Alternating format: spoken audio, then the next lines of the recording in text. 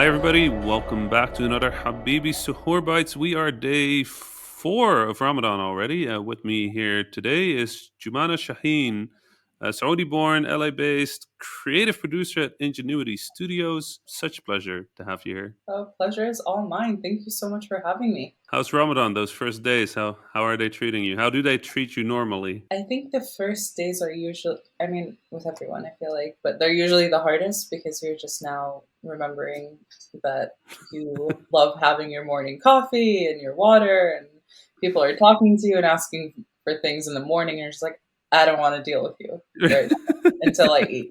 Which is in 16 hours. Yeah, and I think in my industry, people are not that patient. I feel like our industries are probably pretty similar. Although I feel like in the US now they're starting to implement that understanding of people fasting. So I don't know. We'll see how this year goes along. Is it a very communal thing for you? I mean, you are Saudi born, you now live in LA.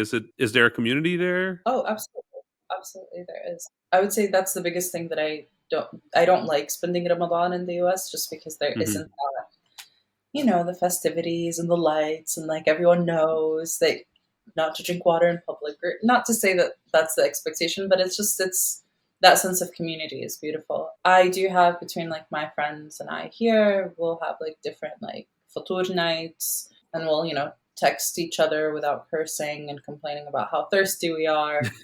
um, but as we gear up towards Eid, my mom lives in San Francisco and my sister. So I typically go there, and there's like a mosque and a community, and we'll go for futur, Yeah. sahur sometimes towards the end of Ramadan, where we'll have like celebrate Eid, and we'll go to prayer in the morning. And there's just something so beautiful about it.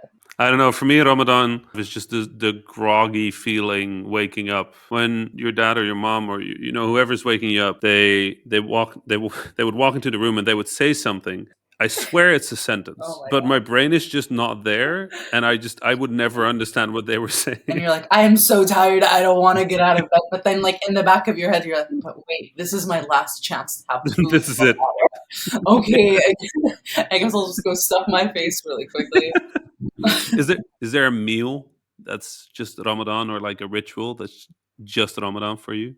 Oh, absolutely. Leban, the yogurt drink, that's a little thick. All right. And tamar, that's the thing, always. Yeah, so for us, the Leban is closer to a buttermilk. I see. But they go to other Arab countries and you order a glass of Leban and you get and I'm like, is this milk good? It doesn't smell. What's wrong with this milk? There's a lot of milk in the Saudi dishes as well. And it just clicked in my head. I never realized, but Rus bil Leban is, I think, salik. We call it salik. I found that the safest meals to mention are the very local meals, so like the koshari, full madammas. Is there a Saudi dish that is like the one you're proud of? Kapsa? I don't know, but you can't make that anywhere else but Saudi. I feel like that's the definition of what Saudi dish is. Kapsa. I'm wondering because this is a question I get very frequently. Is there part of your work that you think is informed by this, and not like the are you representing the Arab world or the Saudi world or like whatever?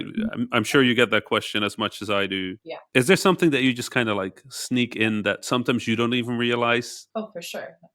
Whenever we design characters, I always make them with like thick hair. Right. And they're like, why do they have so much hair? I'm like, do you want them to have less hair? Like, what are you doing? I've noticed that for sure. Sometimes, I think at the beginning, whenever we would put in titles and things like that, I would always navigate it to like be on the right. So it's like right to left. Right. And then it clicked. And I was like, oh, okay, okay. I see why it needs to be on the other side. Even though it's in English, but I would still Right. push towards the side. I don't know why. It's funny because I have very similar things. They're very small things, but they're sort of like fingerprint. I've made a whole bunch of post-apocalyptic games. None of them feature like alcohol as like a storytelling thing, and I'm just like, oh yeah, I can see how I would not do that. Yeah. Certain things with like color, I feel like are sort of from that background as well. I really like those greenish blues. Yes. I'm always it's always one of my favorite things to ask is like how do you see your own cultural fingerprint in your work? And I kind of hate asking the question with people that are also one of the few visible people of a culture in a work because at that point you're basically asking like, hey, can you represent all of that? Yeah. And it's a heavy thing to carry, right? Like, I think when you're younger and I remember when I was in college, I was just like, yes, I want to bridge the gap, between the Westerns and Saudi, and that was, that was a big driving force until I realized I was like, that's a lot to ask. That's Right. a lot to put on myself. Like, I don't know if I can necessarily do that, but to Right. say I'm the representation of it, I know so many people will disagree with that Right. for sure. Yeah. I always find that more than trying to be a bridge, I've switched to trying to be somebody Yeah, who is not even I'm trying to be, just I am. Just the yeah. fact that my name appears on an article or in an interview, and they look at the name and they go, "That sounds like me." There's so much power in that. There's so much power in seeing and knowing that, like, you have the ability to put your name on the same thing. You have the ability to get there. Right. Um, It's nice. I think for me, the next hope and part of the reasons this whole podcast exists is that I want to show that we're also not monolithic, yeah. because that's the thing. If there's only a few role models in a space or only a few visible people of a culture in a space, people sort of assume that they represent everybody, and we can't even agree about who makes the best kebab. Exactly. Exactly. So who makes the best kebab? My answer is my dad, for sure, hands down, without any Right. or argument whatsoever. You can give me a 4-page essay on why you disagree with me, but I won't budge. My dad makes the best spaghetti, put like baked onions on top of it and a little bit of tomato sauce and sambal. And I'm just like, none of these things really sound like they should go with spaghetti. Yeah, And later I realized that he was just taking the I was kosheri gonna say recipe. Egyptianified Yeah, it. he just made spaghetti kosheri. Spaghetti? I don't know how you would. Yeah. But yeah, he definitely doesn't make the best Egyptians kebab. make the best kebab. What is your answer? I mean, my answer to everything by default is Egypt until I actually research it. But yeah, having seen the research by now and having looked at the different kebabs, maybe it is the Iraqis. We can change I sh- opinion. We can change our minds, right? After this COVID thing is over, we're gonna find every kebab in the world and we're just Oh gonna my taste god, test. that can be like a visual show of this podcast. That Just would be all of fun. us Honestly, eating. I would watch I would watch that.